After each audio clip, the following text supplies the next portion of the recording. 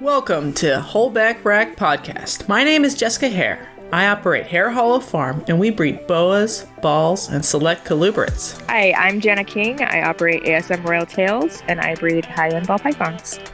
We want to share our journey navigating herpetoculture and are dedicated to promoting biohazard safety for all species. And we would love you to answer the question, what's in your Holdback Rack? Welcome to episode 18. It's gotta be. I don't know. Ugh. Yeah, we dropped the ball a tiny bit, but not too much. Oh, you didn't drop the ball. I will take full dropped balledness into my court. Listen, I think there's like a hierarchy of importance here. It's human children, animal children, husband children, other stuff, podcasts. That's way down here in the doesn't even count category. So human children come first. Yes, they do. I had a sick kid this week and not much sleep, so we pushed it off. So we'll be a little bit late this week, but that's life. I don't know if you know this, but I'd like to try to get back to the normal schedule, so we'll have sort of two podcasts close together, but it doesn't matter. We'll just make it fun. A happier one. Are we doing video this week? Okay, so everybody at home, the last time we pretended it was a video and then it didn't happen. This time I am also recording, hoping it'll be a video. We'll see if it happens. Yeah, so... Apparently OBS doesn't like it when your computer is like pending an install of a new update. Oh. So the file I had recorded for like 5 minutes of video and then a still image every 5 minutes for the duration of the podcast. That must have been hilarious. And so we would be like this. And then like, and I was like, we can't use this. It's hilarious. We can't use this. So it was audio only last week, even though we tried. Trying is half the battle, I feel like. For sure. Yeah, I did start doing on the YouTube version, content markers, so timestamps.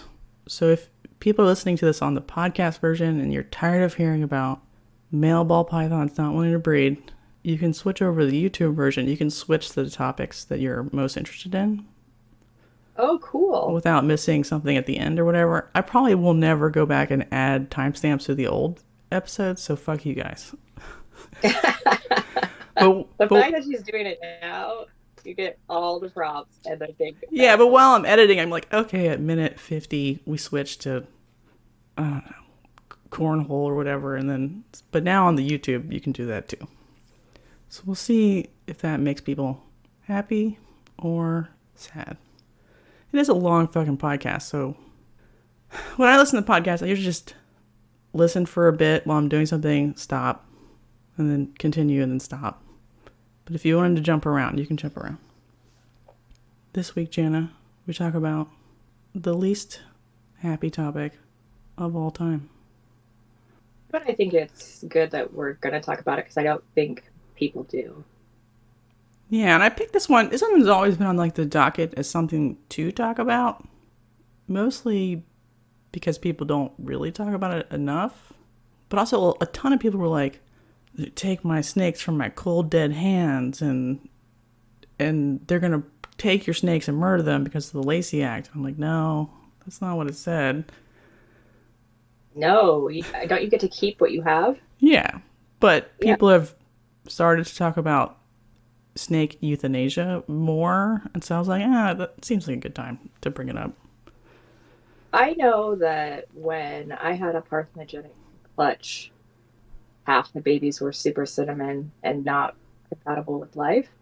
If you ask about culling in any of the Facebook groups, you get lit up by keyboard warriors, and it would have been nice if there was more information out there other than the super politically correct vanilla version that, while I love them, Snake Discovery put out.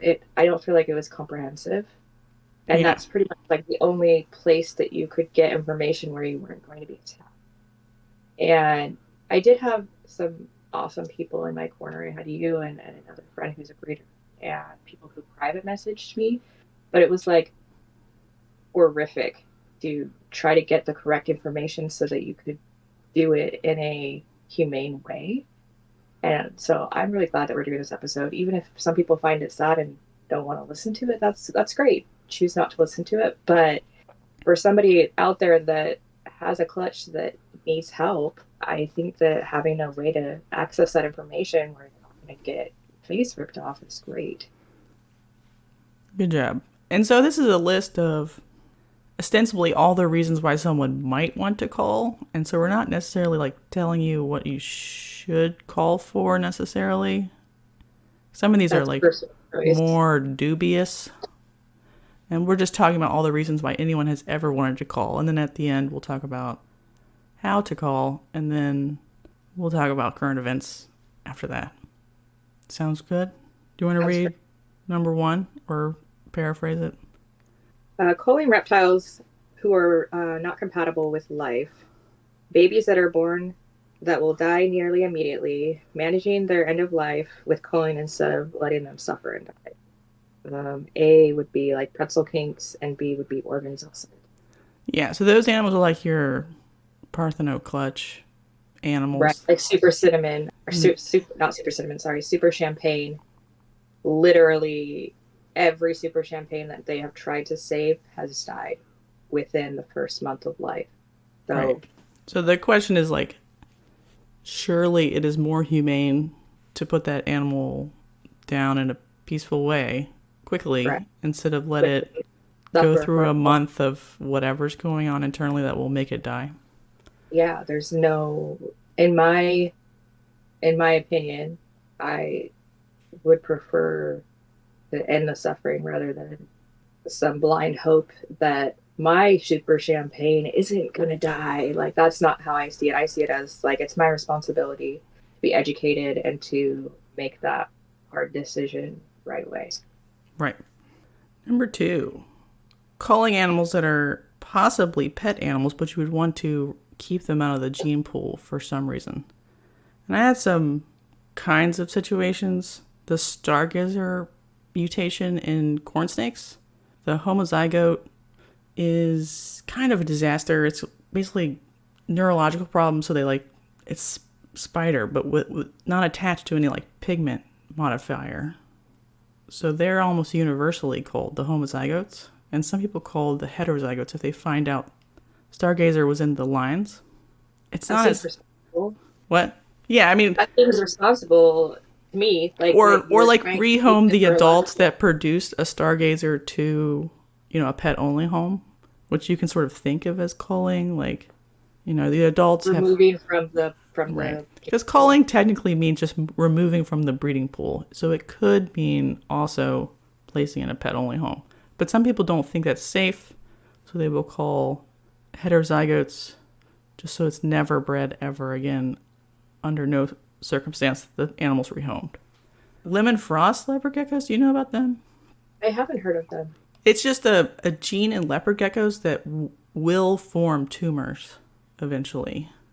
So most people are advocating for just a universal cull all the animals that have lemon frost, and we'll just get rid of the morph. Just pass it on. Some people still keep them because they like the way they look, but they get tumors by like 3 or 4. They're supposed to live 10 or 15 years, and they die. They look okay for a little bit, but the tumors build up over time. I think that, I mean, obviously you have to make your own ethical choices, and ethics is a opinion and something that you have to decide on your own. But in my opinion, like, a leopard gecko can't tell you it's in pain. Like, how do they know that for those 4 years? Right. What does that leopard gecko feel like? And then really high expression spiders. I have question marks here because spiders change degree of expression. So some people are like, you should call all the ones that are born really wonky, just so they don't enter the pet market and confuse people. I'm not sure if you should, but I'm on team don't breed spider to begin with, because spiders can do okay. I just think about, like, you know, people who have like inner ear problems and have nausea or feelings of weird because they can't orient in space. Oh yeah, like vertigo. Yeah, human people experience incredible suffering from that problem. So does a spider ball python feel that? I don't know. Maybe not. Well, we do know factually that if any of their environmental factors are not perfect, that their wobble and things get worse due to stress. So, I mean, you can safely say that if their wobble is severe, that they're under stress. Right. They may be like in pain or stressed out all the time, and that's why their wobble is so severe. But we have seen where a spider that has almost no wobble gets in a stressful situation and can have an extreme. So I don't think that it's a far leap to say that a spider that's extreme isn't doing okay. Right. I mean, we could definitely put this to science test and like have cortisol checked from the snake intermittently. Right. So, I am also on team don't breed spider, but I personally love, I'm not like anti-spider. I love spider. My favorite snakes have spider. But I think that as an ethical breeder, I think that you shouldn't be breeding spider. And I'm working on having the whole in my own collection. But I do think it's a beautiful gene, and I think you can have an animal with spider if that's your choice. But in the future, even though I love the gene. Yeah, we've already talked about this a lot. I just wonder if there's like, if you would look at a baby who's under stress and it's overreacting, should that animal be culled because you can tell it's under stress? I don't know. I think definitely, especially if it's a pet market snake, absolutely, because a lot of people, when I sell at the shows, I've sold a couple spider combinations, and the first thing I ask them is, do you know about the spider gene? And if they don't, I'll put the baby like behind my counter, and I'll say, it's been a few minutes, and Google it. And then we can have a little conversation about it. Right, because some spiders are fine-ish. Correct. So... And then we'll talk about like the wobble, and I'll give them like a 5-minute speech once they've looked it up, and I'll let them know that, because it's really awful if someone buys this beautiful spider morph and they take it home and then they're like posting it places and they're getting ripped to shreds. And so I don't want that to happen. And so I think if you do sell a spider, it shouldn't be one with a crazy wobble. So I think I can agree that if it comes out doing the corkscrew and it comes out and it's, a very heavy wobble, I do think that is a case for culling. Okay. And I'm probably going to catch heat for that. Yeah, I don't know what I think. Like, if I was someone who bred spider, would I call the really high? I don't know. I don't breed it because I already think it's not a good idea to breed it. So like, right. I don't like, if I was liked it enough to breed it, I'd probably place. If you're someone who breeds it on purpose and you love it, and you're not trying to move away from it, you would absolutely be offended by someone saying you should cull high wobble spiders, because in their opinion, the severity of the wobble, as far as we understand it, is not past. Right. Like it's just a random crap. It's not. And so in their opinion, that's still a good, like, viable breeder or whatever. And so they may be really offended. But somebody who is moving away from spider, like myself, and it is going to be a pet snake, that is something I would consider. And the other option was either non-feeders that you had to force feed for a long time, or feeders that were picky. And by picky, I mean like mountain king snakes that want lizards so bad that they'll wait for 2 years on lizards, or hognoses that want toads. Obviously, those animals can go to pet homes, but those might be breeding homes. So like, people will choose to cull based only on wanting the future population of hognoses and Arizona mountain kings and whatever to not be so picky within their collection. Right. Ball pythons usually do pretty good on whatever. And then some people will cull individual animals because they need to be force fed for a long time, because there might be something internally wrong with that specific animal. I have an example if you want me to anecdotally. Yeah. Ball python example. So I have a ball python that was born May of last year, not produced by me, produced by a friend of mine. And he tried to get it to eat, I want to say 4 months before he gave it to me. And it was like skin and bones by the time I got it. You could see the ridge of its spine, like death's door, basically. And I was like, oh, this isn't going to make it. But he didn't have experience with force feeding. Assist feeding is when you put the mouses, anyone who's listening who doesn't know, assist feeding is when you put the head of the mouse in their mouth and like start to put it down their throat, and then their feeding response kicks in and they'll usually coil it. Or if you set them down and leave it alone, instead of spitting it out, they'll start to swallow it. Like they'll be like, oh, you're trying to feed me. And right, their brain cells feeding. Lined up. And Correct. they're like, oh. Force feeding is what you would do if something was like on death's door. And you literally have to shove the rodent all the way down their throat. It's very brutal, and it's only done in rare circumstances. So I force fed this little baby only a couple of weeks. Actually, he bounced back really fast and started striking on his own. But he was really little, like smaller than a hatchling, like a brand new hatchling. And so it took him a long time to put on weight. So I kept him for probably 3 more months just to make sure that he was eating and he was healthy and he was doing great. And then I sold him at the December show with full information, like completely transparently about his history. And the person just really loved his story and that he was a fighter. And they took him home and he wouldn't eat for them. And they had him 6 weeks. He didn't eat the whole 6 weeks. And we worked on getting the tank right. And he just never thrived. And so I ended up offering them a different baby, and we swapped back, and he immediately ate for me. But he's still probably 200 grams. Eats for me every week, frozen thawed. And I have another family that had met him at the show that was very interested in him, and when they came back, he had been sold, and they really want him. And so I'm like, well, I need him to be here for a while so I can make sure that he's back on track and he's fine. But if I let them just have him, not pay for him, but just have him, I don't know if I should do that or if I should pull him at this point. Like, he is eating for me, but if he can't thrive anywhere else, he's almost a year old and he's only about 200 grams. So I don't know. Is there something monumentally wrong with him? Or I don't know. Or maybe he just needs a dark tub. Maybe I should have the new family set up a tub situation. I don't know, but that is an instance where he is not a brand new hatchling, but he is one that I am considering that might need to be pulled.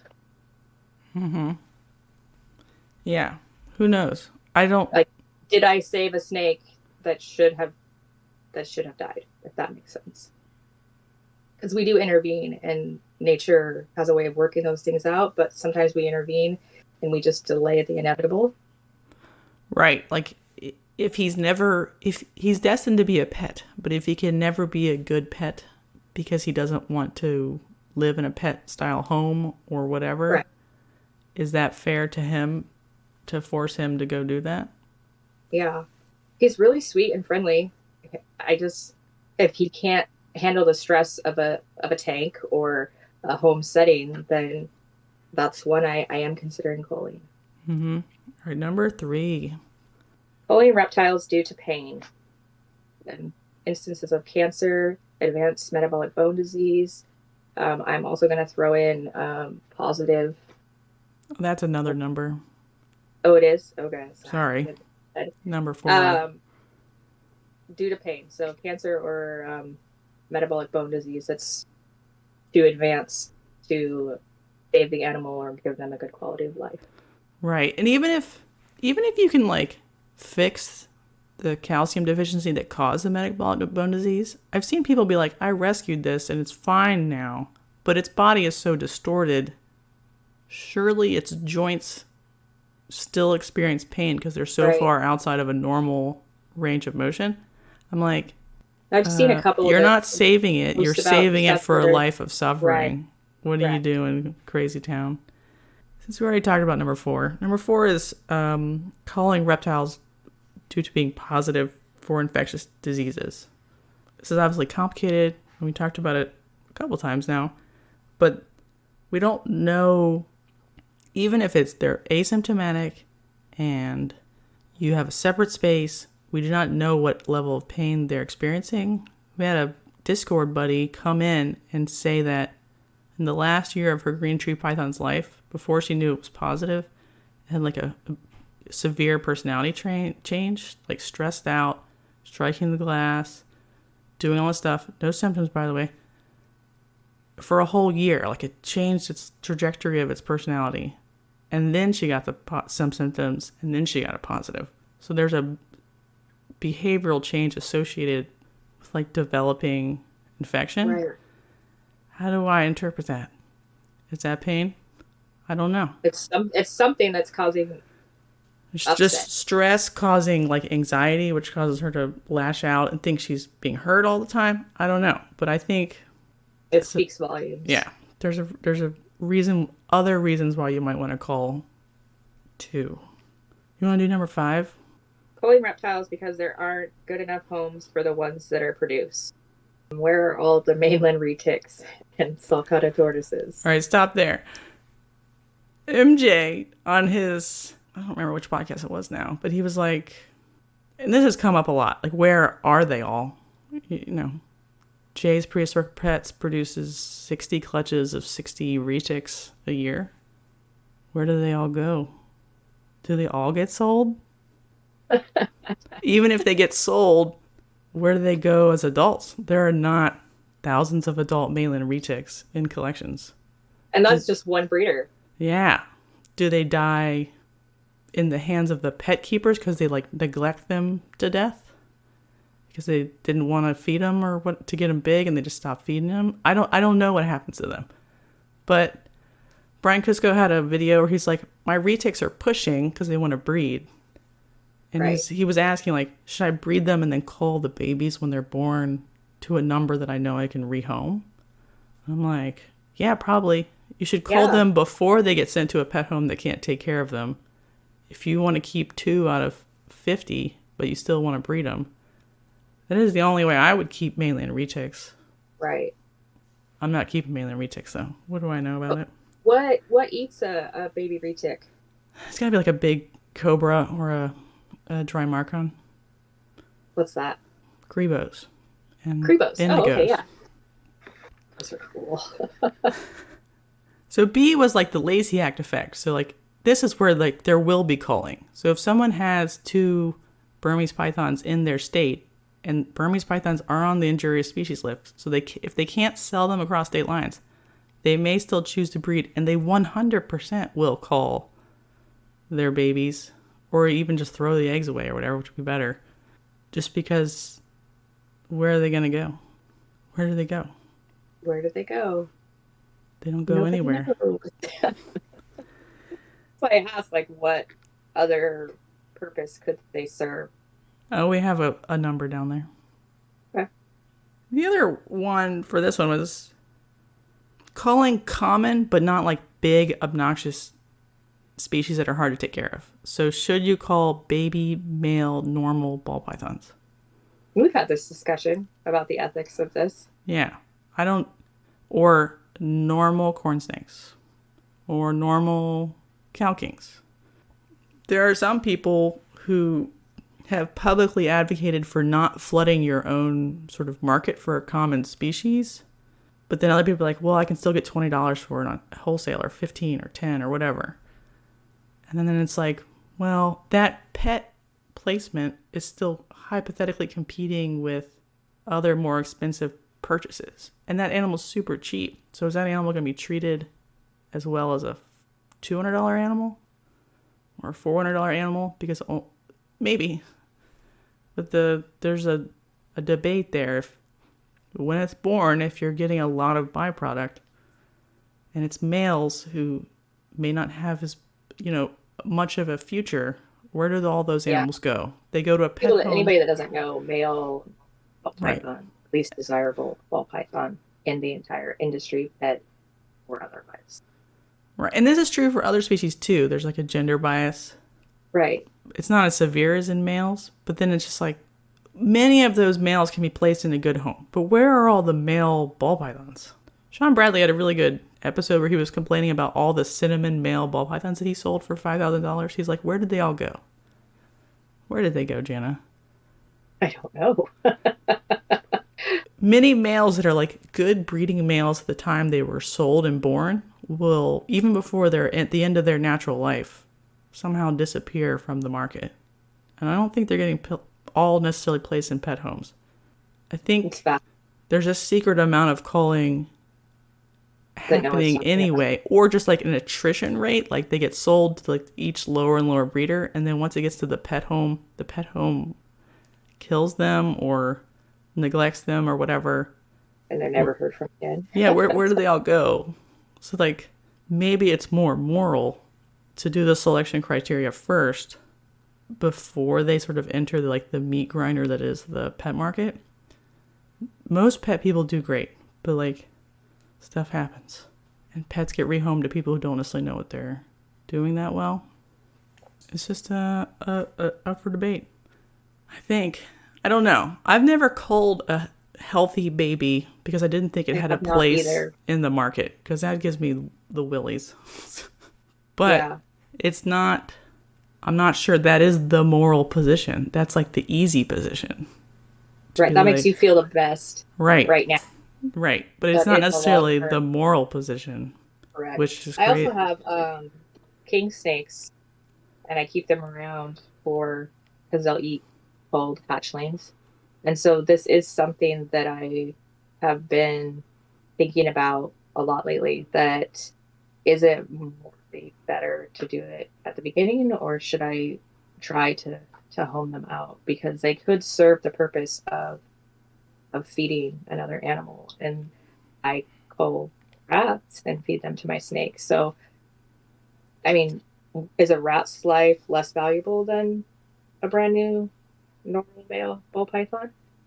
We have no problem with culling rats. Right, there's a double standard there, for sure. Correct. It's just something I've been seriously thinking about and weighing the pros and cons.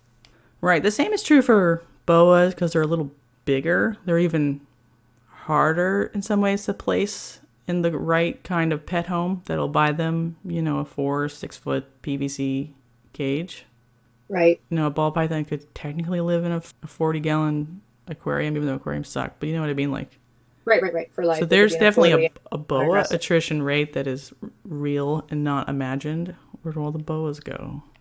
I'm sure a lot of these snakes die from arena, nidovirus, whatever, because they get into the wholesaler system and they get cross-contaminated, and then and then people are like, oh, my 2-year-old just died, and I guess I get a new one now. But it should have lived to 30 because it's a ball python. But nobody knows better because it's a disposable pet. It was $25.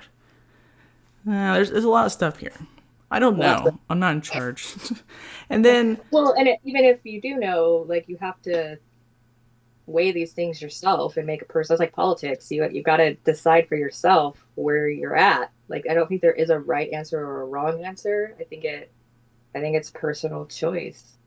Right. People call animals in secret all the time and don't tell anybody because it's not a good topic to talk about. Right. You're not going to post on your Instagram, I culled 5 male normals today. Yeah, nobody does that. But I think it's more common than people think. And it's extremely common, obviously, in like farming practices. Like in goat world, one goat could breed 150 does, one buck. So you do not need any of the other. You only need the one very best buck ever. So most bucks can't even be placed in pet homes, so they go for meat. So there's a good like cull alternative that's useful. But we should probably start thinking about snakes of the very commonly bred species potentially the same way, that there should be a commodity version, which is feeding it to another snake, which is number 6, culling reptiles as food. Obviously, everything but the contagious species, disease one is feedable. So all of those other ones, don't let those bodies go to waste. We have animals that can eat it. But I guess the question is, like, how many otherwise healthy snakes should be fed to snake-eating snakes or snake-eating animals because they don't have necessarily the market value that would give them a good life. I don't know. Do you know, Jana? I think about this every day. Every day.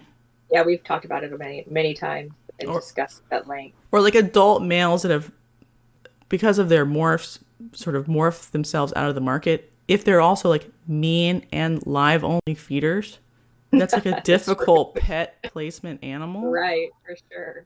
So even though it's otherwise healthy and could live a continuous life, is it better for that snake to have it be humanely euthanized? I don't know. I mean, we euthanize the shit out of dogs and cats, which are loving, perfectly reasonable animals, just because we have too many of them. So a snake that hates everyone and cannot be placed in a home that would take care of it, maybe. Yeah. It seems obvious to me to call positives for disease, but these other ones, I'm like...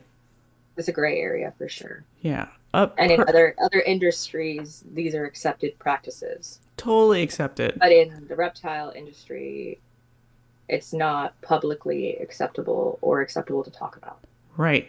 People... Even to pose the question that we're posing right now, most people would be upset by that. Right, because every snake is precious and needs to be rehomed immediately. Every or whatever. Reptile. Yes, yeah. reptile. Every Even reptile though we feed rescued. pureed iguana and reptilinks to whatever. Yeah. So there's a double standard there. Like snakes are somehow better than lizards and frogs. And definitely somehow better than rats. Right, that are smart and laugh, by the way. Rats laugh. Rats are kind of amazing. Yeah, and they dream. They can love. They can love you back. I know. We murdered them ruthlessly. Millions of them. Yeah. One snake, though. One baby ball python. Also, it's a standard practice to use them for science. Yeah. Brutally. We're not very nice. Accepted. This whole species is fucked. Us. Not the rats. They're fine, probably. Right. And there's some snakes that, like, are probably obligate snake eaters. So, like, their diet should be a large percent snakes. And we might be doing them a disservice by not feeding those snakes. Like, the fat content in a rat is not appropriate. We should be feeding them snakes. So, how are we hurting king snakes by only ever feeding them rats, potentially? So, that's maybe more moral evidence for... I almost think we should almost, like, make... Obviously, it'd be mostly internal, but, like, if you have a bunch of cull babies... You should be able to post them online and sell them for $5 each or whatever. As feeders. As feeders for snakes that are obligate snake eaters or high percent snake eaters. Because that's the appropriate diet for that species. Well, and it should be okay to do that. Like when I was trying to post, when I didn't have a king snake, which I bought a king snake mostly because of this experience, people railed me. Right. Like when I was like, who has a king snake? And I tried to post that I had culled baby snakes and they denied my post.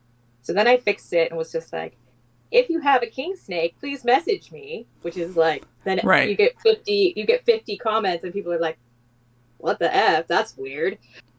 Right. We did find you a king snake eventually to meet up with. Right. But it was Carter's. Hi, Carter. Yeah. Hi, Carter. Carter listens. Thank you for that. But there was numerous king snake owners who would have appreciated receiving those. Right. It just wasn't something that was convenient. Like they wanted me to drive them to Seattle and I'm like, not doing that. But I think that there is a room in the market to do something like that. And if you have a $20 snake and you got to feed it for 6 to 8 weeks, you know, how much have you devalued it to yourself with those feeders? Right. What's the cost of production versus the cost you could get for it? So even if it seems dubiously moral, for all the reasons we've laid out, maybe it's more moral to give that snake as a meal to a king snake. So it's not a waste, and maybe its life ends up being better because it didn't have to go into the pet market. Maybe. I don't know either. I do know, though, that the attrition rate for snakes does not match the reality of how many snakes are alive. Like, the amount of snakes that are produced does not equal the amount of snakes that currently exist. I would agree. So where are they going anyway? They're probably dying in like neglect situations or infectious diseases. You know, obviously there's some like mechanical errors. The snake escaped and then was squished or something. You know what I mean? Like accidents happen, but most of them are dying because of neglect probably. And then second, diseases. Did you see that story on Facebook where she bought a tank? Oh, and then corn snake just like dipped right out, that one? No, so it was a ball python group. She bought a ball python setup, went and picked it up, took it home, and was taking everything out because she was going to deep clean it because they were planning to get a reptile in the future. And there was the tiniest, saddest, most neglected little ball python in the corner. Oh, they forgot there was a ball python in it? They did not sell it to them as having an animal, a live animal in there. That's the worst story you've ever told me. You know, it was horrific. She just posted an update a little while back. I can't remember what group it was in, but she posted an update, and like I said, it was like so small and so like dehydrated, and it was in like aspen. And she posted an update, and it like looks like a normal snake now. Like she totally saved it, and it was like she didn't even go into the transaction wanting a ball python, right. And it was like literally like the most horrific pet industry like individual story. It just really struck me, and so it was nice that the animal's fine now and great, and it's a good snake. It's not like permanently I hate all humans, but yeah, how often does that happen? Come get this tank with a dying animal in it. You know what I mean? Like it just obviously we want to believe that pet keepers do not do that, but the numbers just don't add up. Like the amount of animals produced versus the amount of adults that exist anywhere. And even if you go to not the amount produced, but if you go to the amount sold that you know are sold, that amount still doesn't exist. Right. So there's a huge disparity between just what's actually sold that you can track. Right. That many is not in existence right now. Right. I'm hoping that some of that is people calling sick animals or diseased animals or... Sure, yeah.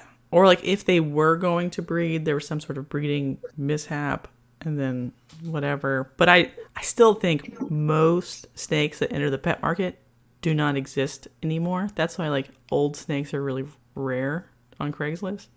Yeah, the oldest snake I've ever heard about was 12 to 15 years old. Right. Besides that one at the zoo that Parth knowed. I think I've seen some YouTube videos of like 30-year-old ball pythons in people's collections, 27, but they're not particularly common ever. We don't do a good job keeping them alive in the pet market or maybe even the breeder market. The attrition rate is enormous. So if we want PETA to leave us alone, one good way would be not letting them all die. So I do think fighting for a more expensive animal to be the one that gets sent out helps. So it's less disposable. Yes, helps that. So if I could never sell a snake under $200, that would be dope. Because that's a price point that like pinches a little bit to most people. It's interesting to me that I had a bunch in the $60 to $100 range, and then they ask how much it costs to house them, and it's almost double to get a setup for them. Right. Of their value, and that seems backwards to me, that their value is less than the equipment they're housed in. Right, which leads to the question of like, should anyone who's breeding a common species breed them ever?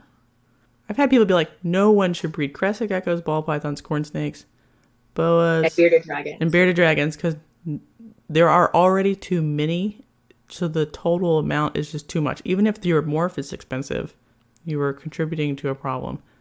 And I don't agree with that, obviously. Look at me.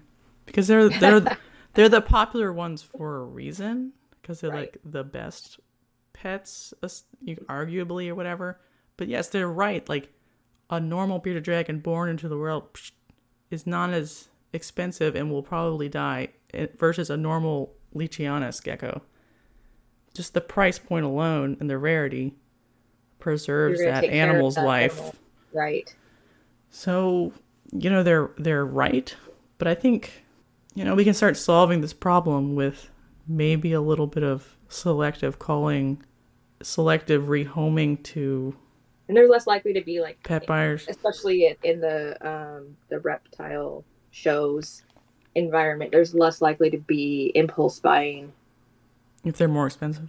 if they're more expensive. Like you're gonna stop and really think about that before you drop, $200 to $400 on an animal, Right. plus their environment. It's hard though, because we're all like competing in the same sort of downward spiraling price market. Right. Even if you were like, I'm going to sell all of my snakes for $200, I don't care what morph they are. They just deserve a better life. They're just going to go to the table next door and get a $25 normal. Right.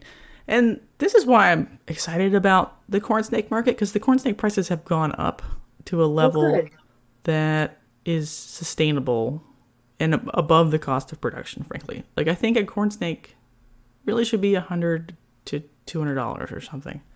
Yeah, I agree. That's like a fair amount.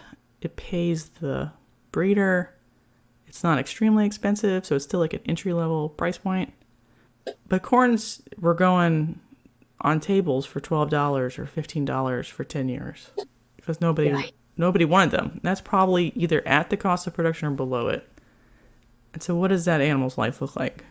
Well, and that definitely is proving the point that the market was oversaturated and maybe you should be calling some normals at that normal point. Because, right. Yeah, I mean... And I guess the other argument is like, if everyone had culled all of their corn snakes in the 10 years where like ball pythons were exclusively king, there would be no corn snakes anymore. So there is still reason to breed. Well, it doesn't cull everything. Yeah, but breed an unpopular animal and try to place it into homes that are also breeding just to keep the lineages persisting. But you could have culled half the clutch and had the same result or whatever. Right. Culled all the males. Absolutely. Yeah, that's what I'm trying to say, is that you could have brought half the inventory, but it has to be something that like everybody decides, because if you're the only one doing it, you're the only one losing. Right. Well, this is a sort of a zero-sum game. Right. It's just interesting to me that I see people at shows putting their normal ball pythons for $20, and you can walk into any pet store and they have normal ball pythons for $80 to $100, depending on the cost of living in their area. Right. Someone was willing to pay that. Why are we selling them at a show, which you're getting a better, more established animal that's wasn't sold right out of the egg, that hasn't been to a wholesale company? That I'm not saying that that's terrible, but I'm just saying that that's the $20 snake on that table, I think, is going to be in better health and quality and condition, and you're going to get better information from that breeder than the $80 one at the PetSmore. Right. It sucks. And it's like a race to the bottom problem for the commonly bred species. If there are this many and $20 more gets them a lesser or a bud or a single G Mojave or whatever, something a little nicer, then what incentivizes the most common one? Just price. So those ones would be the candidate for culling, potentially. Absolutely. All right, I think we might have beat that one to death. Hell yeah. You want to read number 7? Yeah, so how do you go about culling? You can go to your vet. For larger animals, they can anesthetize them and then inject them with a mix. That's often do heart sticks, which can cause pain. But because veins are as accessible in reptiles as they are in dogs and cats, that's why they do the anesthetization. Do you know how much that would cost if you... It sort of depends on your vet. If your vet's a dick, they'll charge you a vet visit fee and the euthanasia fee. But if your vet is nice, they'll usually just charge you like $45 for... I was going to say, it's like under 50, but if they charge you for the visit, it can be 100. Right. So I think That's should be most people's first choice if they're uncomfortable or they don't think they're going to do a good job or whatever. Or if you're worried about causing painful trauma and not actually euthanizing it. Right. It's not exactly easy to do. You know what I mean? Like, there's not a lot of steps, but it's not fun or pleasing. It's awful. Yeah. Absolutely awful. Yeah, you get like -5 Evo points on your soul or whatever every time you have to do something like this bullshit. Yeah. But if you're a breeder, you're not going to go to the vet every time you need to cull something because I the volume is a maybe problem. you will. Maybe it's worth it to you not to blacken your soul. And that's fine. If you want to spend that money and you feel good about that, great, do that. But I think as a breeder, it's your responsibility to know how to do it humanely, even if you choose not to. That you should still have that information available to you should, COVID shutdowns make it so a vet isn't accessible in a humane time frame. Sometimes snakes responsibly need to know that. Need to be put down quickly. Immediately. Correct. That's what I'm saying. It's like that. That's why you need to have that knowledge because you could be put in that situation. Right. All right. Do you want to do B? Yeah, I'll just say what I do personally, and you can say what you do personally. I like to cool in a refrigerator, not a freezer. There's a dog. What do you want? There's Pookie. Hopefully there's video and you got to see little Pookie. Cool in a refrigerator, or like I'll even leave like a securely locked tub on the porch like in the spring or fall when it's cool at night but not freezing, just to cool them down. This doesn't change their pain reception, but it puts them in sort of like a torpor so they don't, move as much when you get to go do your deed. As uncomfortable as that seems. But freezing is not recommended for any snake over, a couple of grams because they don't freeze equally. So it's extremely painful for them. Right. So don't do that. It will work, but it is. Yeah, it takes a long time. Humane. Especially if they're big because there's a lot of volume there that has to freeze. Yeah. So it might make you feel better to stick it in the freezer and shut the door and then forget about it for a little while, but that's a really awful way to go. Right. So please don't do that. So Jessica is my mentor, and so that is how I do it as well. I have culled without cooling them. I usually put them outside overnight because then they're cooled down rather than having them in my refrigerator. But right, I've done both. I have a refrigerator in my garage that's mostly for beer, and so that would be the only way I would put a snake in my refrigerator. I'm not sticking them in next to my milk. No. I have put an animal that needed swabbed that was already deceased. Oh, in your personal refrigerator? In my personal refrigerator. Listen, I'm real gross too, girlfriend. It's okay. Yeah. My family wasn't real happy about that, but it was an extenuating circumstance. It was a weekend, and I wanted to send out an item test over it. So. Right. Yeah, and then normally what I do is I will rapidly remove the head and then pith the brain. So pithing is putting a sharp object through the brain to destroy it enough that they experience brain death. If you just remove the head and just leave the brain intact, they can probably be aware for a long time, maybe an hour, 2 hours, because snakes they don't need a lot of oxygen to persist. Does it matter which order you do that? No, I just do it the other way because they can't. Sounds rough. So it's easier. Yeah, okay. They don't fight the pithing part because they don't have anything to fight with. Excuse me. Because I believe I did it the other way. It was awful. Yeah, it's literally torture for a human being, but it's quite fast for them if you're doing it well. Some people will also do blunt trauma, put the snake in a snake bag or something to keep it in one spot, and then they will, it's not a comfortable Match it. conversation. Yeah, just like smush it and then the head, and then double check with a pith to make sure the brain was completely. None of this is that great, though. This is real life, though. Right. I have had like babies that were like severely deformed or kinked or whatever, just died during the cooling phase. I was going to bring that up. Yeah, a lot of very misformed babies, once you put them in the fridge, they will die. Right, because they're basically on death's door anyway. So just that stressor lets them die. That's not that comfortable. So maybe they should have been called. I don't know. But in general, I wouldn't recommend feeding live snakes to other snakes, even though that's quite natural, because that's just going to traumatize you even more. So I do pre-cull snakes. And then free. Right.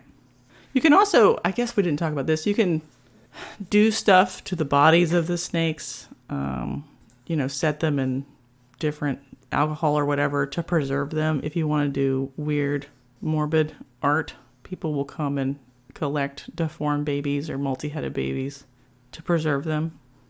If you want another utility for the body after you're done, I have some weird shaped babies in the freezer right now. There's usually someone that wants that one. Yeah, I have some right now. Somebody wants a real weirdo baby. I didn't feed it to anything. I just was like, this is the weirdest thing I've ever seen. Wait, where? Oh, is it a ball python? Yeah, my freezer. That's all right. I just keep them. Somebody will come along and I'll be like, you want this? Surprised you haven't chucked those at me.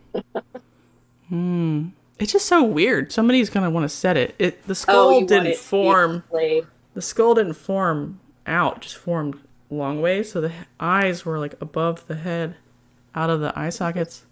It was one of those heat eggs where the heat got to it. Okay. So usually like overheated babies, they usually turn into slugs, but if they form, their skulls are really narrow, in my experience. So I kept one of those.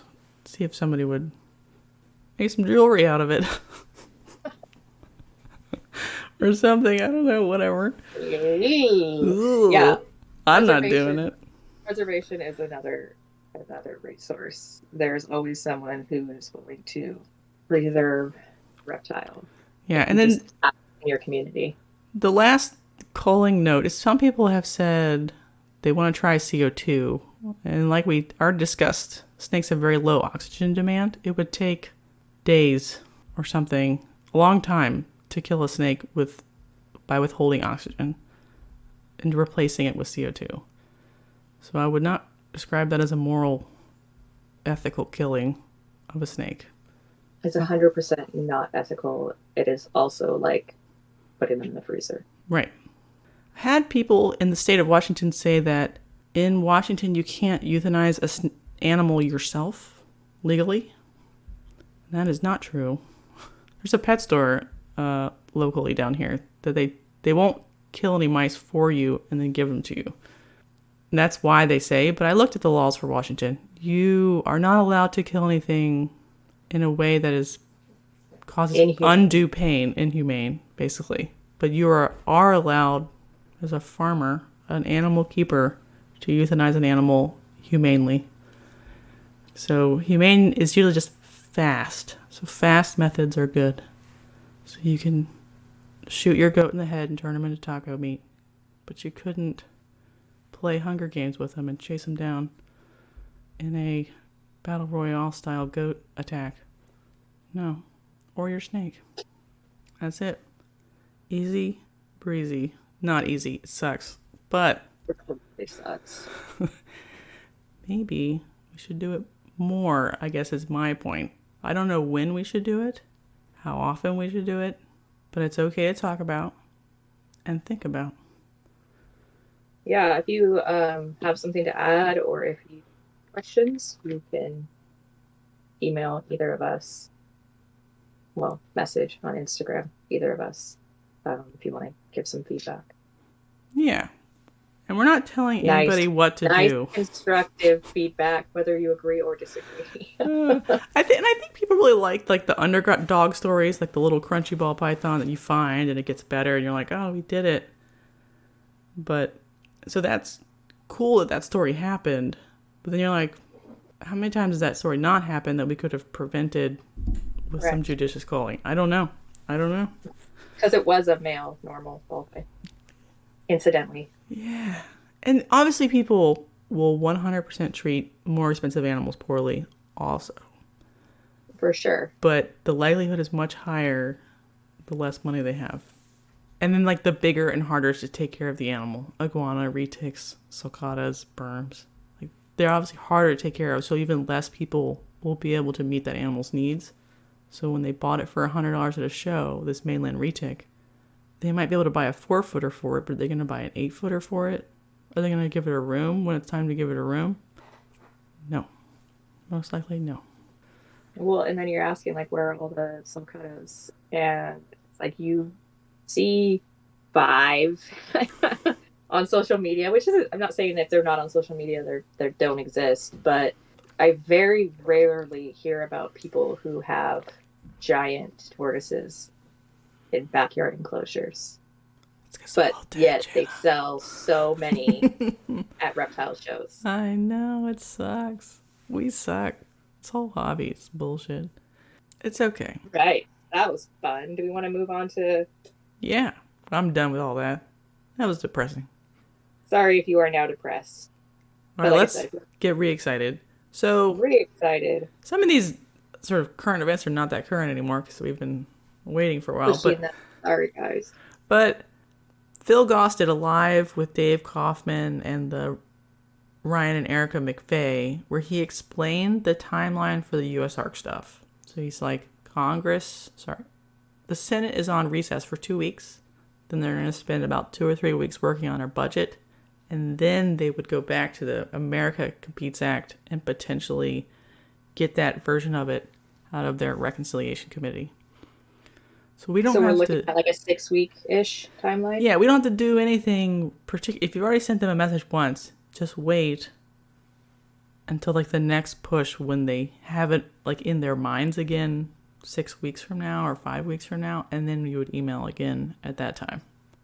So we're okay. We're doing great. It seems like it's gotten a lot of traction. It seemed like at first no one was saying anything, and now I feel like it's gotten the attention that it needs from people. And then once it got that attention, it got like negative attention, which I thought was hilarious.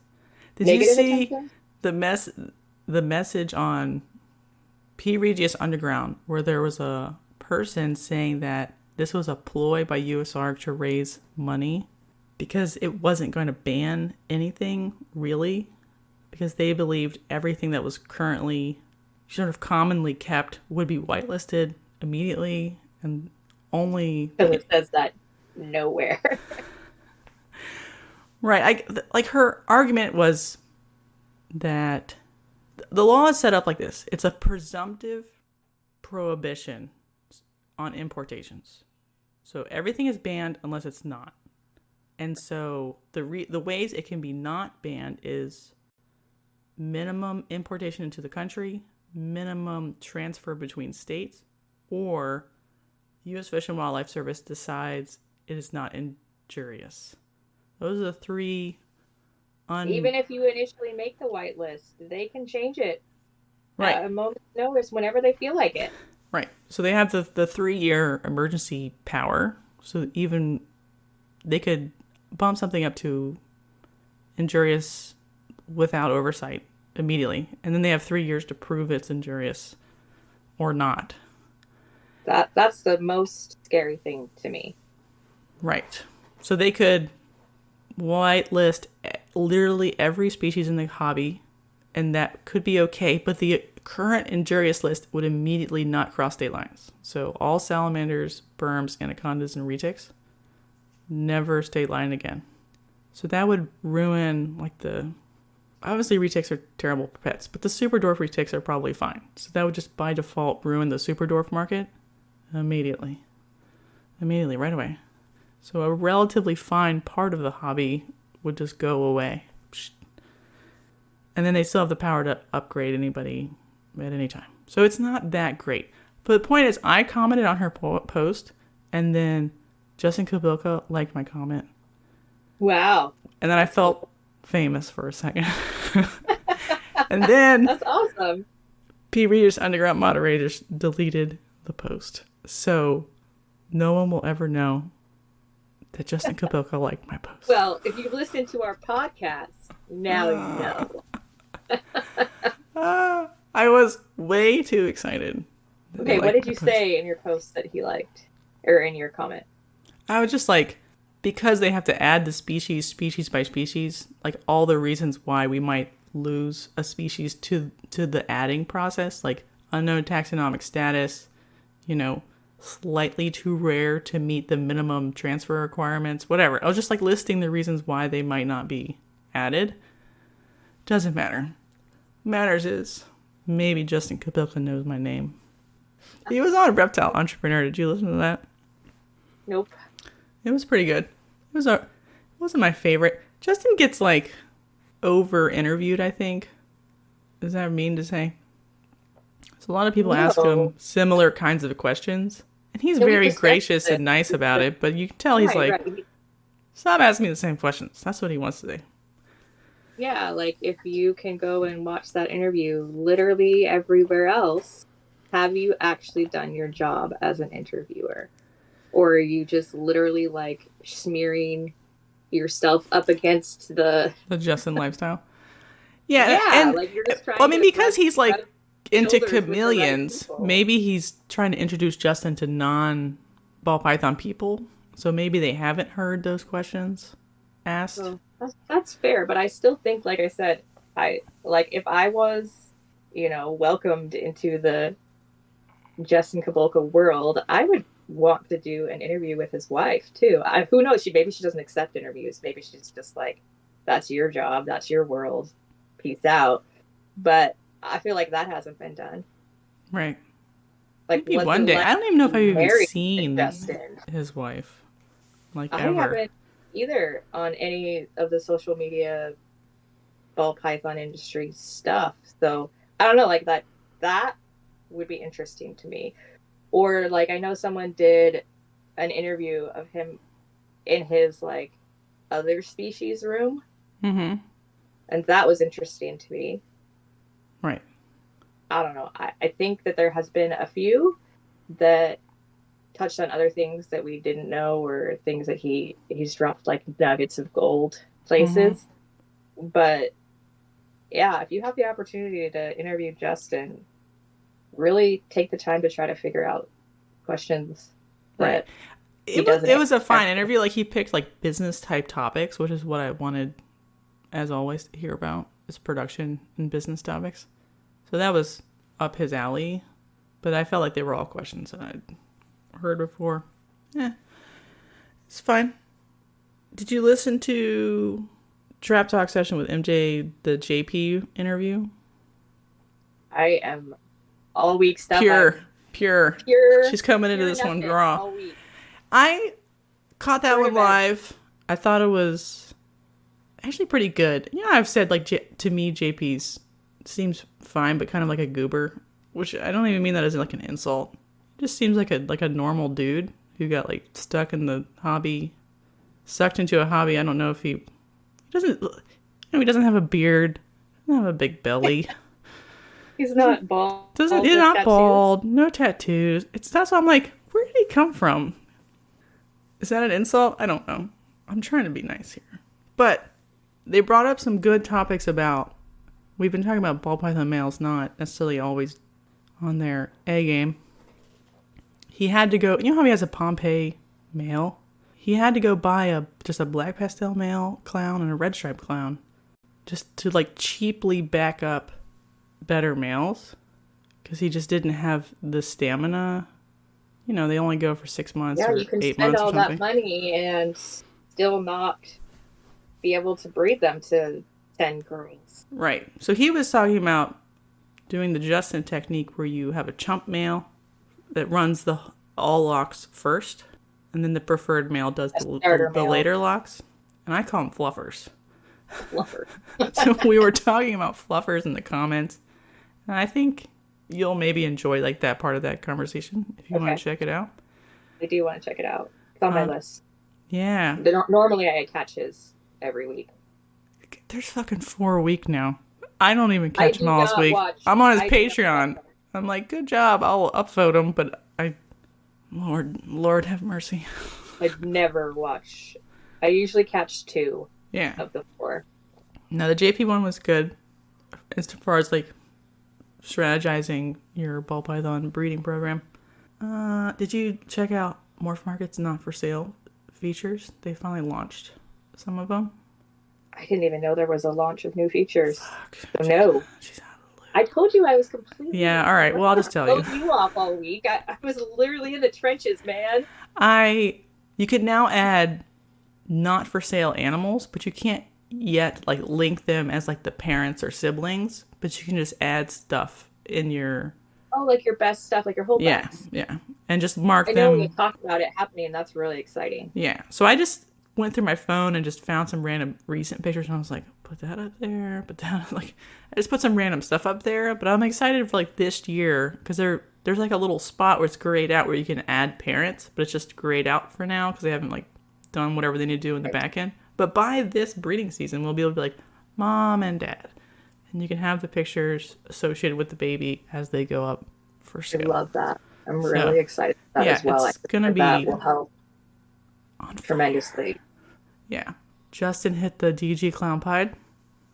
It's beautiful. I know. Stupid Holy thing. crap. I was drooling a little. I did catch that episode. Yeah.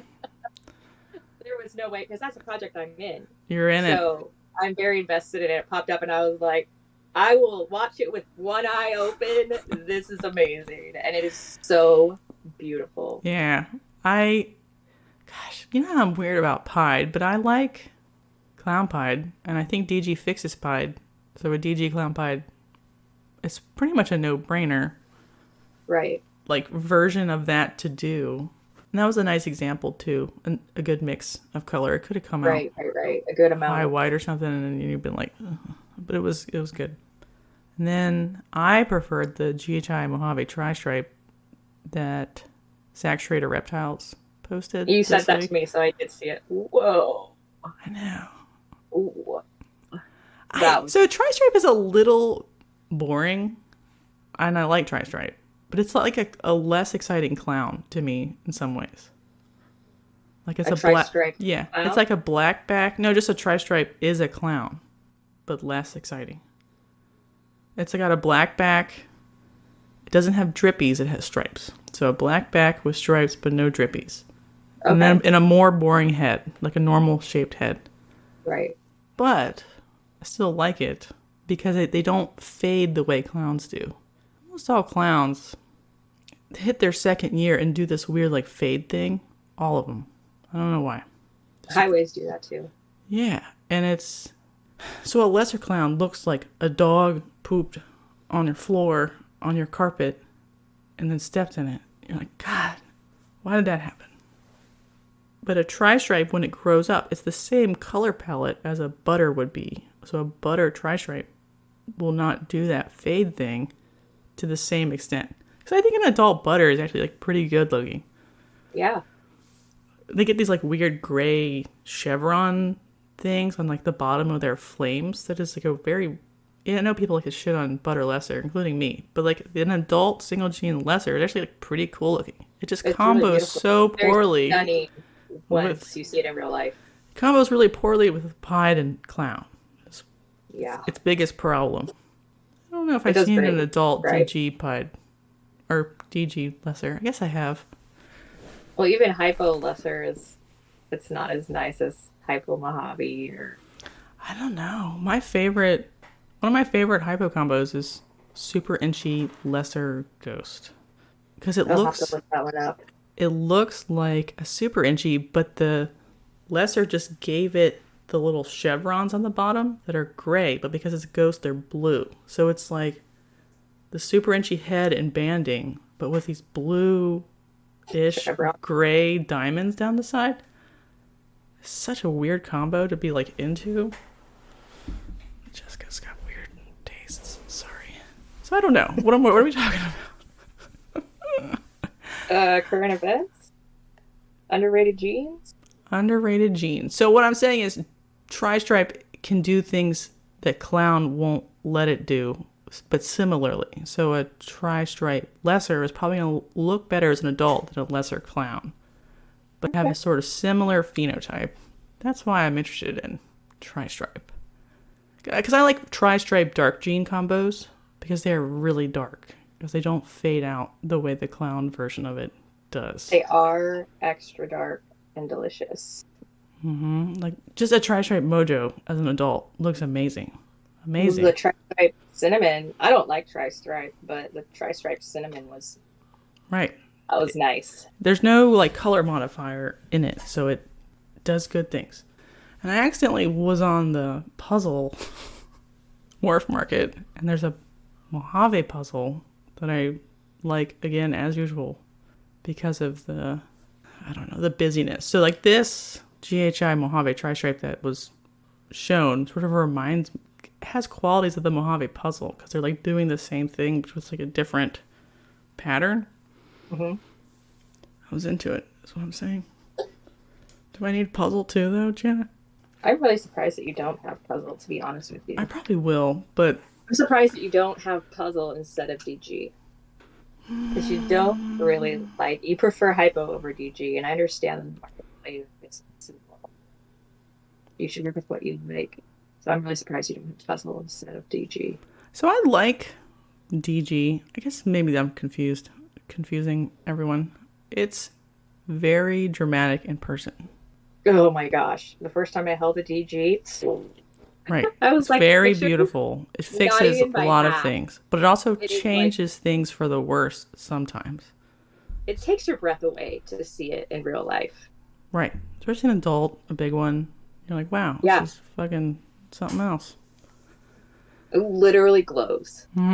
So I would not have DG, but I just think DG fucks up certain combos, and people are just like, of course that's better because it has DG in it. I'm like, no, you're empirically wrong. You're making stuff up because the price is more expensive. Right. It might be better in a breeding program, but that doesn't make the combination look better. Right. I guess my problem with DG is people are confusing dollar value, breeding value with actual aesthetics. Do they truly believe that it's better? Maybe because it's personal taste. Is super subjective. Right. But to me, I'm just like, are you smoking doobies? That's not better. Yes, they are. So I think there's like a hype train. I'm like... Right, but if you had the opportunity to have a DG clown, even though you don't like the way it looked, as your male breeder, the power of that. Right. I would still buy a DG clown male as a breeder, but I just wouldn't breed it to a GHI Mojave combo head female. That's not the best use for that cross to me. I would breed it to other things. I just think people are just putting DG in everything just to make the money be sensible and try the pairings. But half the time I see a DG pairing, I'm like, could have been better if it was something else. I mean, it's way better than albino and lavender albino and candy. So, and dare I say, like Ultramel and Monarch. Like, as far as color modifiers, I prefer Desert Ghost over all of those other ones. So it's not like it's fair. Did you watch the Cornhole video? Nope.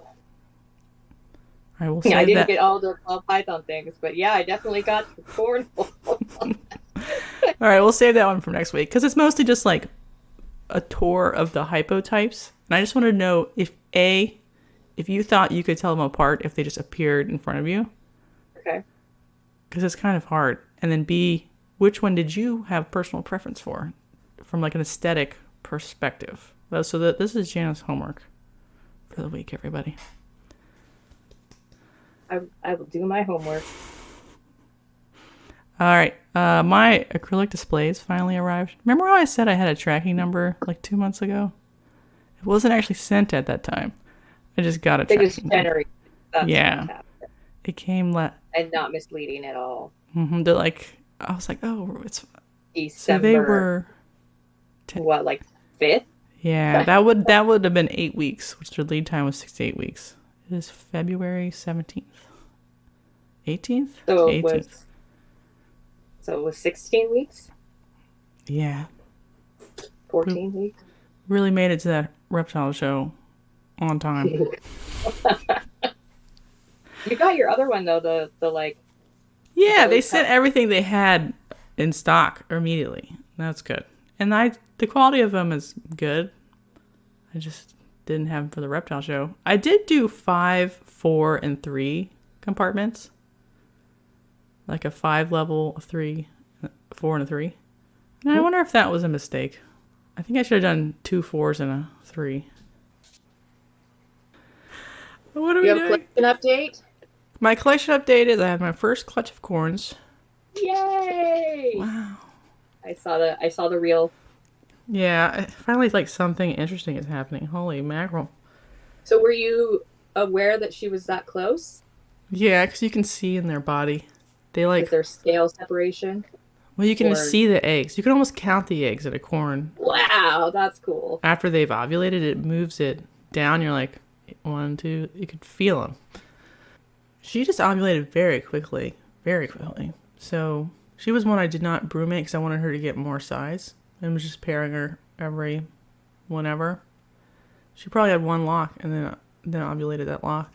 And there was no slugs, so that was enough. That's awesome. I love it when they do that. Yeah. And then... they're like, I'm good to go. Let's do this.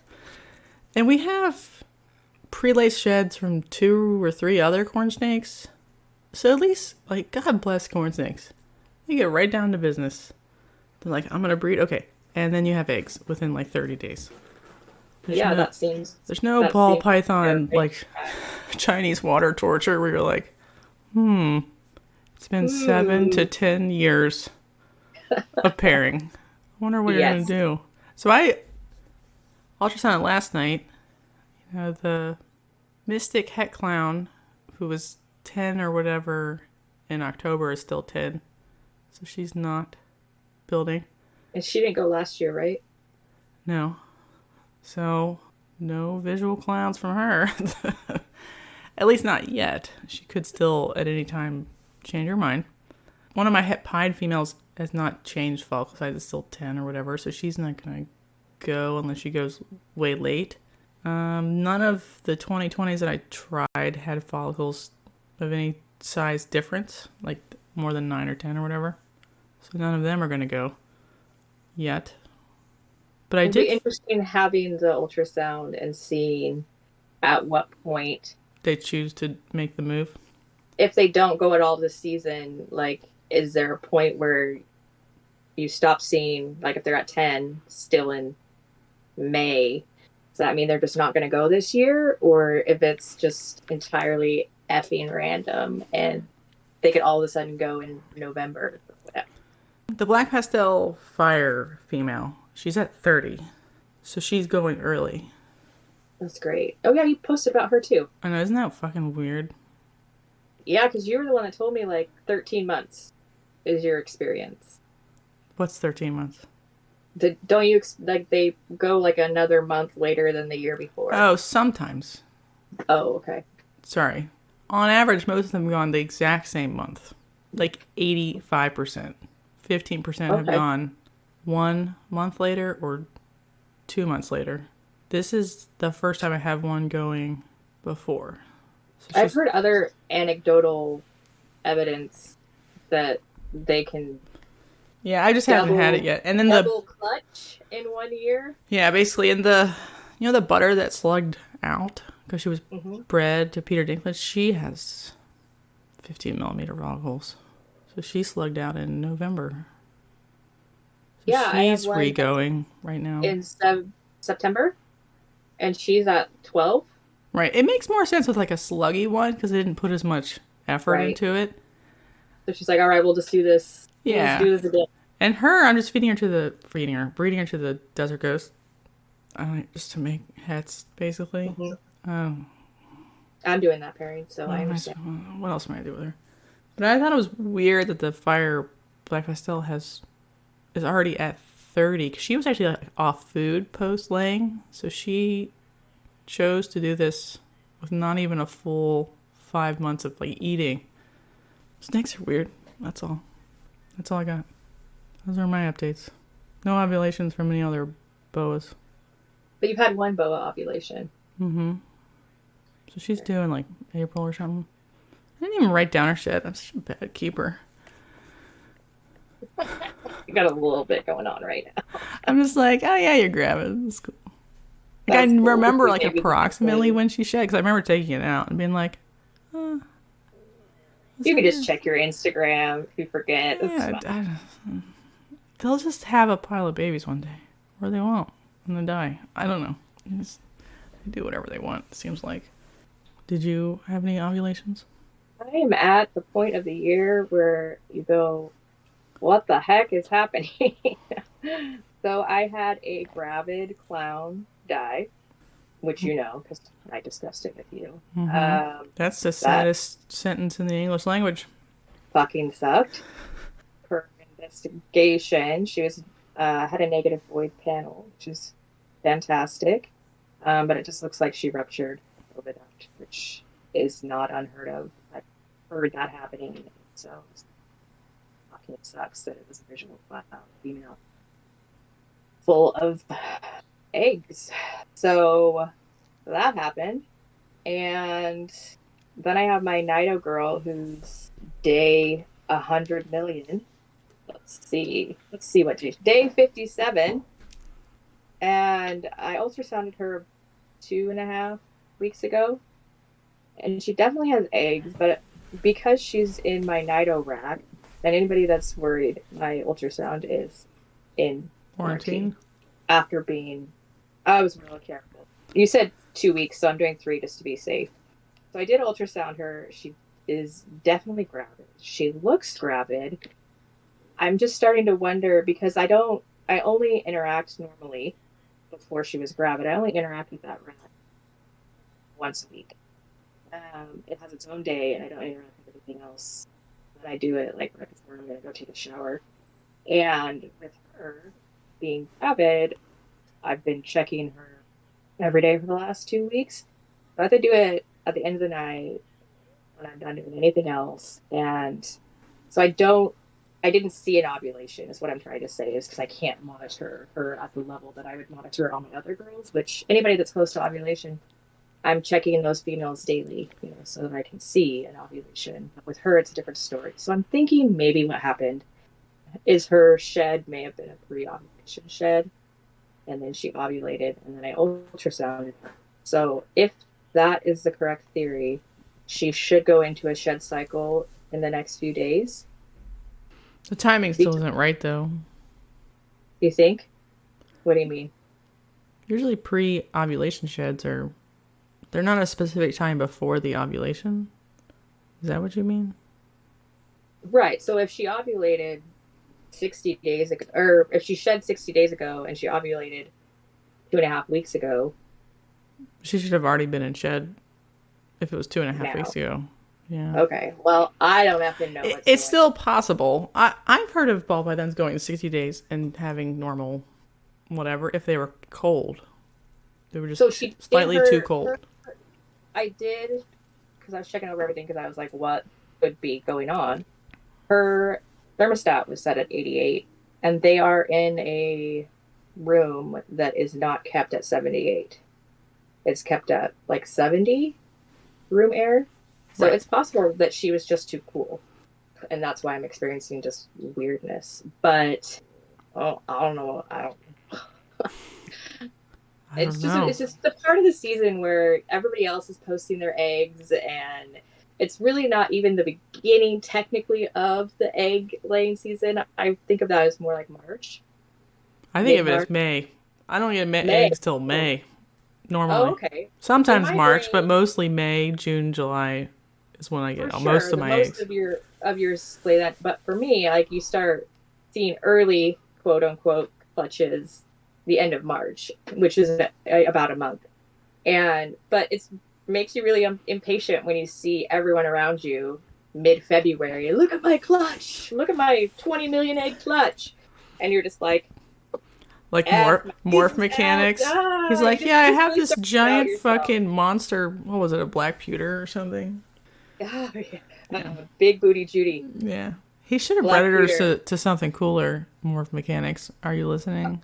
Oh, so the reason she was egg bound 2 years ago, her last egg, because she had really big eggs that time. She didn't have a lot. She just had really big eggs, and her last one had to be Aspirated?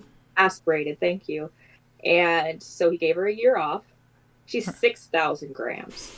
She got a year off just because he wanted to make sure she was healed and healthy. And so this was like a trial breeding Okay. to see if she was even Able to breed. viable breeding, Right. or if she was going to retain again. So he didn't want to breed her to something that he would be upset about if The locks were wasted.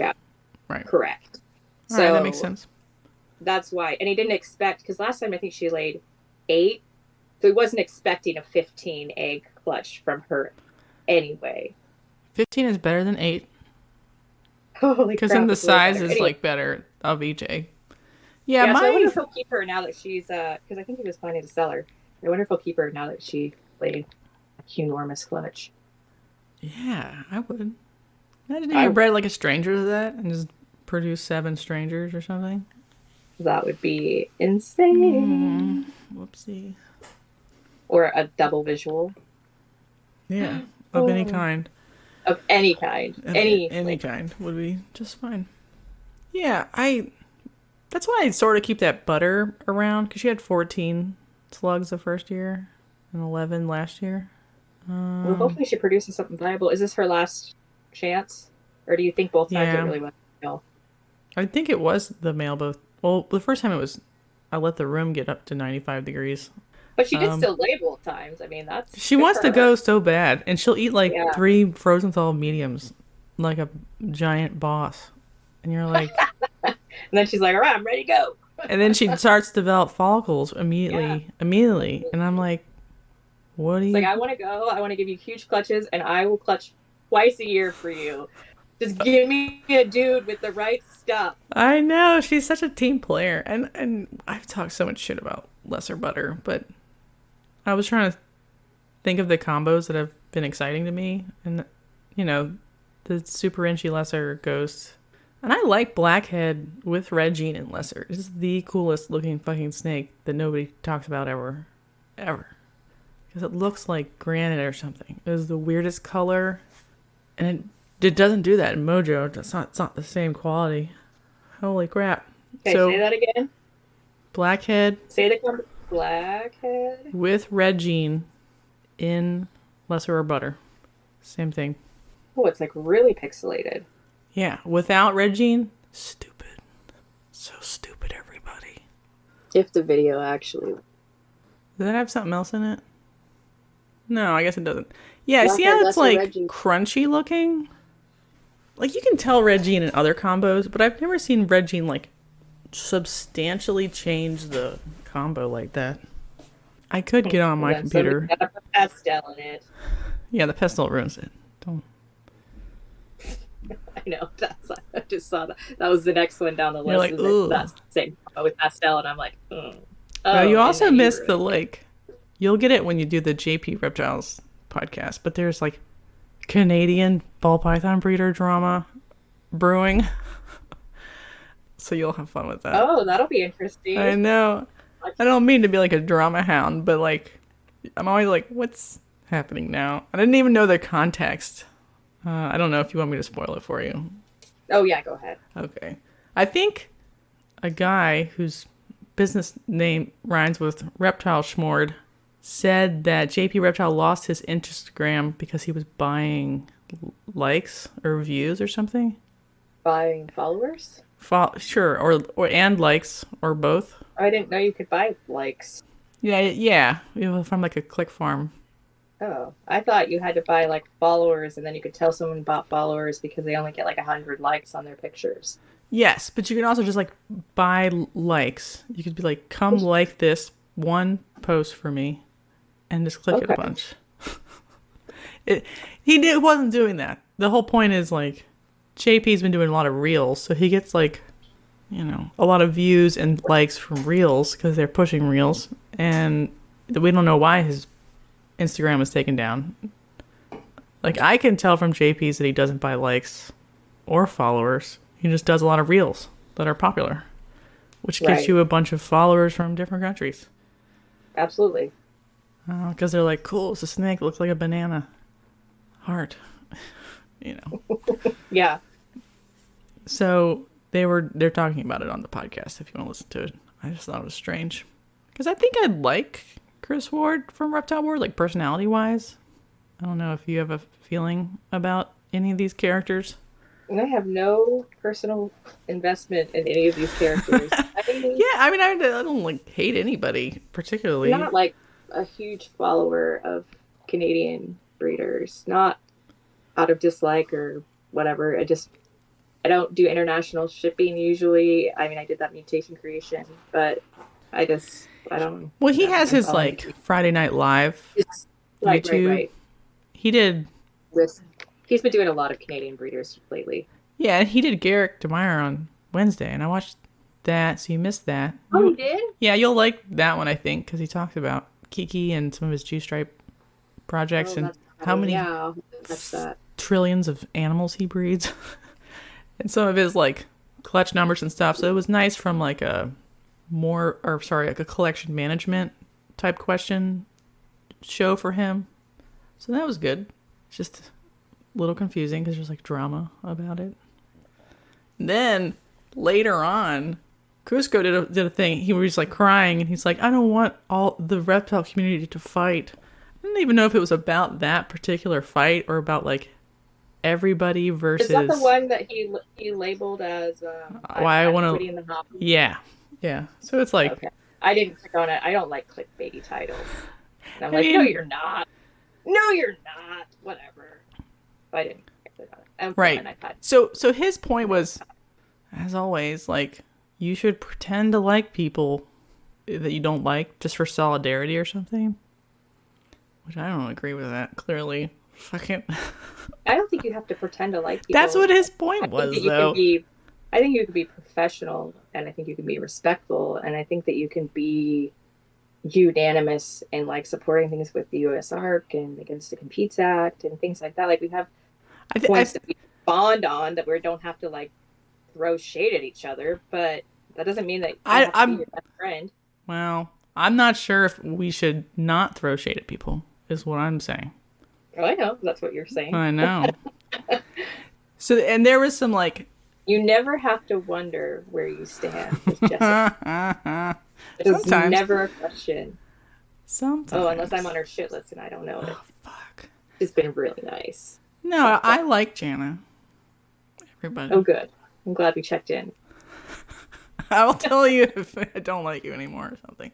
Oh, good. Yeah. I did something crazy this week. What did you do this week? I bought a trio of red-sided garters. Oh. Did you get a guarantee or is this stealth procedure? I did not get a guarantee. They need to be tested for crypto, right? Yeah, at minimum. I got them. They are bigger than this big. They are already eating whole pinkies. They are beautiful. And I'm glad I tried again. Hopefully it all worked out. All right, good job. Don't put them in a bioactive. I totally ignored your advice and did. Oh, you already got them? I already got them. I completely cleaned out the old tank. It busted. But you put them back in a bioactive? No, I got a new tank. I did a new setup. Right, but you put them in a bioactive first. Why would you do that? We talked about this ad nauseum. I know we talked about this. I totally did. All you had to do is set them up on, like, paper towels in, like, a 10-gallon for, like, at least until you get a crypto test or two out of them. There's no way to get a good crypto test out of a pile of leaf litter. Oh, that's fair. I don't know. We'll see. We'll see how it goes. Going on the blacklist, Jana. Totally blacklisted. But see, I asked her if she hated me before I told her that. What a fucking bitch. I was in the fucking hognose. They're like, what do I need to know about bioactive? And I'm like, don't do it. How about that? It's not safe. I enjoy having a pet tank. But it's going to be the only thing in my living room. Right, but the crypto OS flies, covered flies, are going to live in there and go to your baby ball pythons that are kept in your house. There's no isopods or springtails in it yet. I know, but the snakes, the snakes probably do not have crypto. So this is all an intellectual argument, not a reality of the animal. But if the snakes that you introduced have crypto, and there are just those little forward flies flying around, they will just land on their poop in there, fly, and then fly to your ball pythons. That's fair. Okay. And being in bioactive, the poop doesn't dry out as fast or is decomposed, and there's more surface area for the oocysts to live on and persist for longer. If you would put them on newspaper, the forward flies would be like, well, all this poop is dried out. I can't even lay a maggot on here. This is bullshit. And then they die. The argument isn't that bioactive is bad or you shouldn't have cuke in it, because you need cuke to be bioactive. Otherwise, it's just naturalistic anyway. It's the mitigating the forward fly problem to keep the spread minimized before you can catch it with testing. I hear you. Yeah. And I mean, you could be like, you're an idiot. I mean, you could take pantyhose or something and like tape them to the screen top for the time being. What? Pantyhose. Oh, okay. Cut up pantyhose. That's small enough to keep them out. But then you still have like a screen, but you can't use their light because it'll melt the pantyhose. That's okay. I put a heat mat creatively in it, so I could turn on. Yeah. Oh. What are you doing over there? All right, we've gone off the rails. All right, is there any other collection updates? I'd like some effing eggs, please. That's it. How close are you to another? You had another ovulation that hadn't laid yet. Is that right or no? Yeah, day 34. And she looked like yesterday, like she was. I don't know. I was all excited because I thought she was gonna lay last night. Like she was active and she was like sitting weird, and it looked like the eggs had dropped. And then this morning she's coiled back up, and I don't know. It's like I don't know what I'm doing with my life. That's what I said. It's like this like really hard part of the season for me. So I'm just like, maybe I know nothing, and maybe I'm imagining mistakes. Yeah, with an ultrasound and visual everything. I don't know. I'm just. It is a really boring time of the year. That's why having a clutch every month would be nice. You just have something to do, look forward to. Right. I just don't like fixate that much on the lay date after post-ovulation shed. I write it down. I notate to start checking 25 days later. Yeah. And they lay sometime between 25 and 35, maybe 40, 45. And I think like 37 was the latest I'd had before whatever's happening by Nido clutch. So I don't even remember my latest because I don't pay attention. Yeah, it's obviously written down, but like I don't think I've ever really been like, this one's been way too long, so therefore I should start thinking about it being too long. The first time that I thought about something like was when Karen hit day 35, because then I was like, what's happening? But that was like right after my clown had kicked the bucket. So it's been a rough month, everybody. So I don't know. I just really it would be nice to have something positive happen and not to be stressed about it and to just have it go well. I know it'll all be fine. And I know that like the season hasn't even started, but just like sometimes you need like usually I can like grow up girls, or I can do an ultrasound or something, and that just like makes me feel like, yes, I'm getting somewhere. I need some forward progress to give me like rejuvenate me. Well, you'll have king snake eggs here in like 5 minutes to look at. Yeah. So I've got both of them had 2 locks. One of them never shed. The one male and one female shed, but the other female never did. I put their lay boxes in. Have they been using them a little bit for fun? So today I will be checking. So I put them in 3 or 4 days ago, and today I'm gonna check them out and see if they've been messing with them, clean their enclosures. All right. But, yeah. Eventually here you're going to have to and I check gave like them smaller. twice a day or something in case they did something stupid, like laid it not in the lay box, which they do. So I just didn't. I didn't know. I thought they had to shed again before they could lay. Yes, there's usually a pre-lay shed about like a week before they lay. And don't they go off food usually before they lay? Yeah, ish. Sometimes, most of the time. But it's So like they're still pounding food. yeah, okay. Then they're Like probably very not gonna food lay. related. I'm just saying, like now that it's in, the egg box is in. You're sort of they need more watching because their eggs desiccate really fast for some reason. Okay. They just are in the like, if I open their tub, they're trying to eat me phase. You have a king snake, so.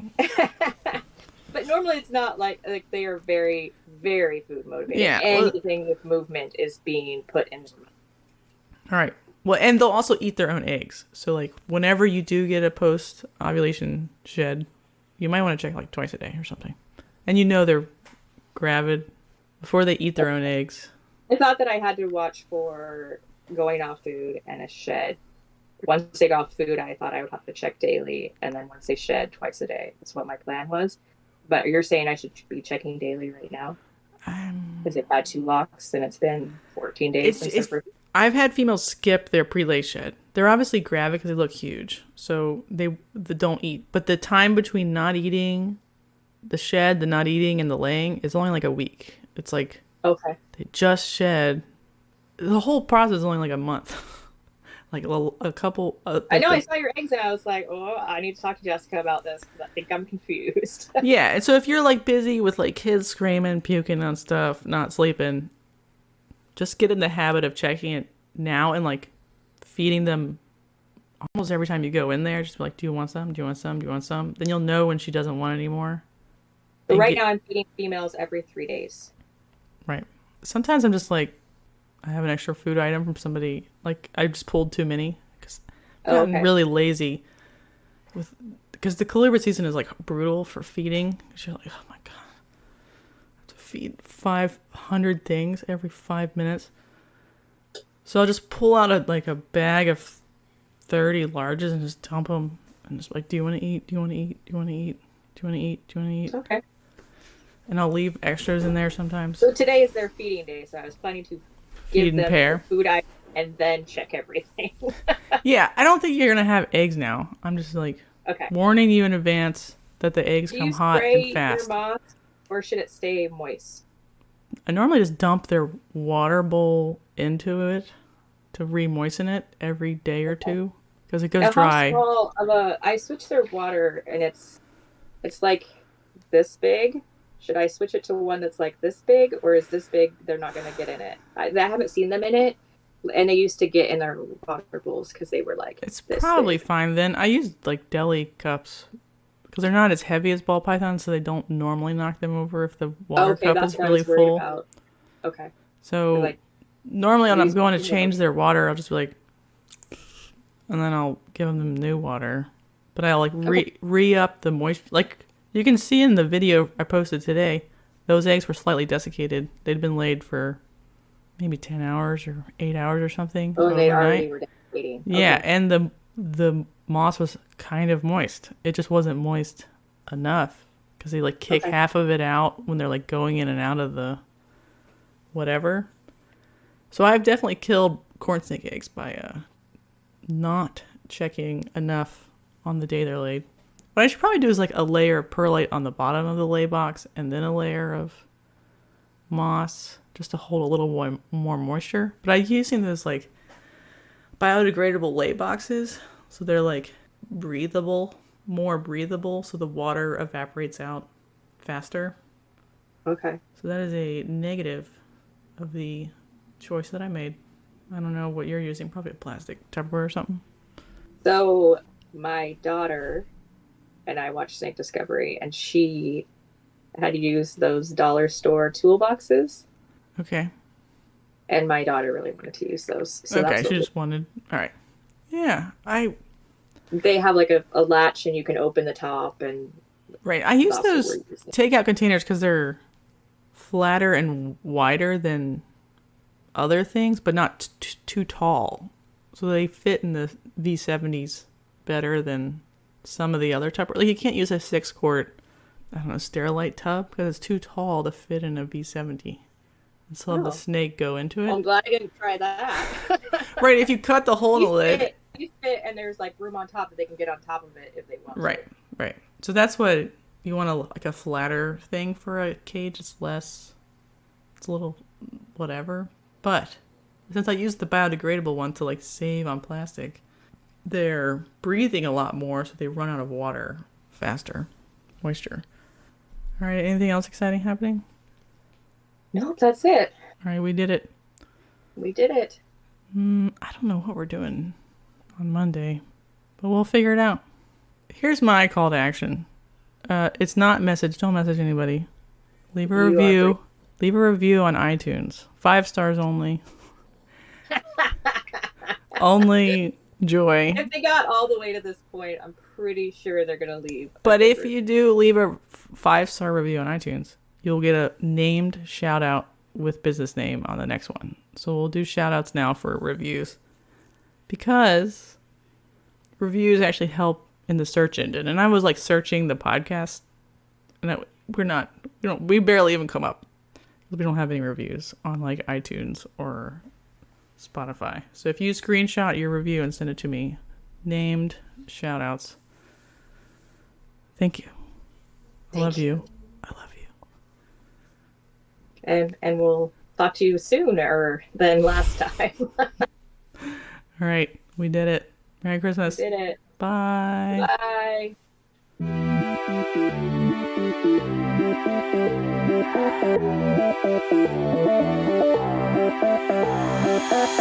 Bye.